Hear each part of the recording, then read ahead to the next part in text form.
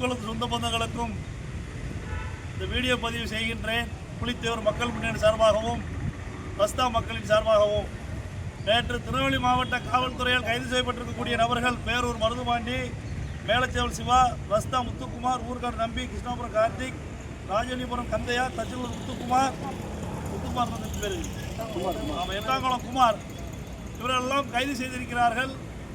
முறையாக வழக்குகளை சந்தித்து முறையாக பிணையில் வெளிவந்திருக்கக்கூடிய இந்த நபர்களை எல்லாம் நேற்று காவல்துறை ஒரு பிறந்தநாள் நிகழ்ச்சியில் கலந்து கொண்ட இவர்களை கைது செய்திருக்கிறார்கள்.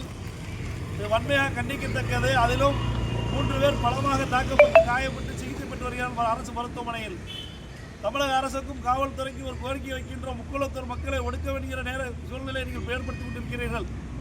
முக்குளத்தூர் மக்களுக்கு எதிராக நீங்கள் மிகப்பெரிய ஒரு சதி திட்டம் இந்த அரசாங்கத்தால் தீட்டப்பட்டு வருகின்ற சந்தேகம் எங்களுக்கு எழுகின்றது. எங்கள் இளைஞர்களை கைகாலை உடைக்கிறீர்களே, என்ன வழக்கு இருந்தாலும் அது சட்ட ரீதியாக சட்டப்படி அவர்கள் மீது வழக்கு பதிய வேண்டும்.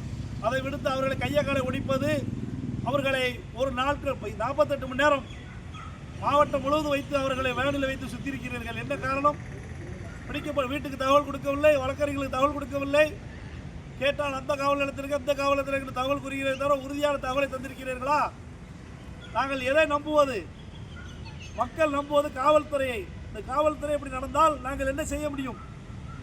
வருங்காலத்தில் இதப்பட்ட சம்பவங்கள் நடைபெறக்கூடாது என்பதற்காகவே கை குழந்தை வைத்திருக்கின்றார் குமார் என்பவருடைய மனைவி.